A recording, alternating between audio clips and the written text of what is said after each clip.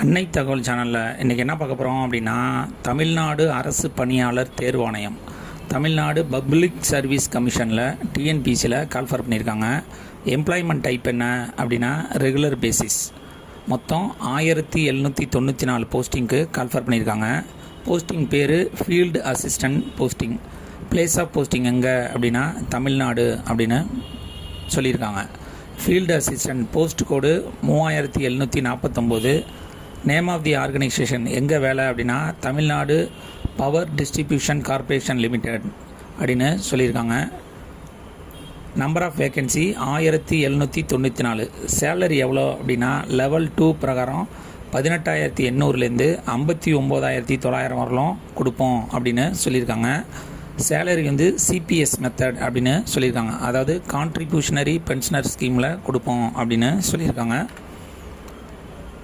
Educational qualification என்ன எதிர்பார்க்குறாங்க அப்படின்னா ஐடிஐ முடிச்சிருக்கணும், must pass national trade certificate வச்சுருக்கணும், அப்படி இல்லை மற்றும் நேஷ்னல் அப்ரெண்டிஸ்ஷிப் சர்டிஃபிகேட் வச்சுருக்கணும் அப்படின்னு சொல்லியிருக்காங்க. ஐடிஐயில் யார் யாரெல்லாம் விண்ணப்பிக்கலாம் அப்படின்னா எலக்ட்ரீஷியன் அல்லது ஒயர்மேன் அல்லது electrical trade under centre of excellence scheme முடித்தவங்க இதுக்கு விண்ணப்பிக்கலாம் அப்படின்னு சொல்லியிருக்காங்க. ஓசி கம்யூனிட்டியில் பிறந்திருந்தாங்க அப்படின்னா அவங்களுக்கு வயது வரம்பு அதிகபட்சம் 32 வயசு இருக்கிறவங்க வரலும் விண்ணப்பிக்கலாம் அப்படின்னு சொல்லியிருக்காங்க. மாற்றுத்திறனாளியாக இருந்தாங்க அப்படின்னா 42 வயசு இருக்கிறவங்க வரலும் விண்ணப்பிக்கலாம் அப்படின்னு சொல்லியிருக்காங்க. முன்னாள் இராணுவத்தினருக்கு 50 வயது வரலும், ஆதரவற்ற விதவையாக இருந்தாங்க அப்படின்னா 37 வயசு இருக்கிறவங்க வரலும் இதுக்கு விண்ணப்பிக்கலாம் அப்படின்னு சொல்லியிருக்காங்க. அதர் கேஸ்டில் வயது வரம்பு முன்னாள் இராணுவத்தினராக இருந்தாங்க அப்படின்னா அவங்களுக்கு உச்ச வயது வரம்புங்கிறது 37 வரலும் கொடுத்துருக்காங்க. நிர்ணயிக்கப்பட்ட ஃபிசிக்கலி சேலஞ்சர் கேண்டிடேட்டாக இருந்தாங்க அப்படின்னா அவங்களுக்கு 44, ஆதி திராவிடராக இருந்தாங்க அப்படின்னா அவங்களுக்கு 47 அப்படின்னு சொல்லியிருக்காங்க.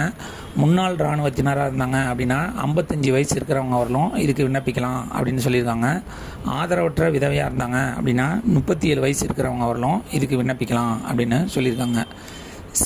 அடுத்து ஸ்கீம் ஆஃப் எக்ஸாமினேஷன் எப்படி எக்ஸாம் கண்டக்ட் பண்ணுறாங்க அப்படின்னா பேப்பர் 1 அப்படிங்கிறதுல part A, part B, part C அப்படின்னு பிரிச்சிருக்காங்க. அது எஸ்எஸ்எல்சி லெவலில் கொஸ்டின் கேட்போம் அப்படின்னு சொல்லியிருக்காங்க.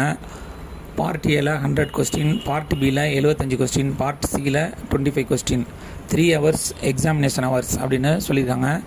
மேக்ஸிமம் மார்க் பார்ட் ஏல 150, பார்ட் பி அண்ட் சியில் 150 அப்படின்னு சொல்லியிருக்காங்க.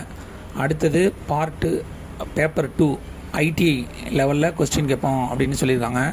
அது 200, number of question 200, 3 hours examination, maximum mark 300 அப்படின்னு சொல்லியிருக்காங்க. பேப்பர் 2 சப்ஜெக்ட் பேப்பர் என்ன கொடுத்துருக்காங்க அப்படின்னா trade electrician and wireman, subject code 590, ITI ஸ்டாண்டர்டில் கேள்வி கேட்போம் அப்படின்னு சொல்லியிருக்காங்க. லாங்குவேஜ் கொஸ்டின் பேப்பர் வந்து இங்கிலீஷ் மற்றும் தமிழில் இருக்கும் அப்படின்னு சொல்லியிருக்காங்க.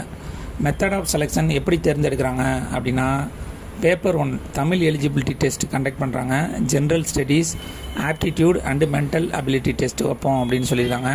பேப்பர் 2ல் எலக்ட்ரீஷியன் அண்டு ஒயர்மேன் சர்டிஃபிகேட் சம்மந்தமாக கொஸ்டின் கேட்போம் அப்படின்னு கேட்டிருக்காங்க. அடுத்தது சர்டிஃபிகேட் வெரிஃபிகேஷன் மூலமாக தேர்ந்தெடுப்போம் அப்படின்னு சொல்லியிருக்காங்க.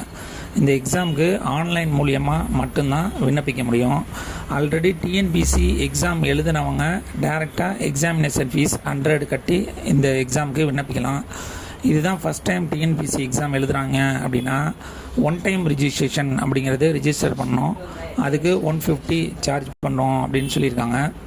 இந்த 1 டைம் ரிஜிஸ்ட்ரேஷன் பண்ணிங்க அப்படின்னா இதை வச்சு அடுத்த 5 வருஷத்துக்கு டிஎன்பிசி எக்ஸாம் எப்பப்பெல்லாம் எக்ஸாம் கண்டக்ட் பண்ணுறாங்களோ அப்போ அந்த 1 டைம் யூசர் ஐடி பாஸ்வேர்டை வச்சு விண்ணப்பிக்கலாம். எக்ஸாம் டேட்டு 16/11/2025 அன்று நடைபெறும் அப்படின்னு சொல்லியிருக்காங்க. விண்ணப்பிக்க கடைசி நாள் 2/10/2025 இரவு 11:59. டிஸ்கிரிப்ஷனில் லிங்க் கொடுத்துருக்கேன். விண்ணப்பித்து வெற்றி பெற்று பணியில் சேருக. நன்றி, வணக்கம்.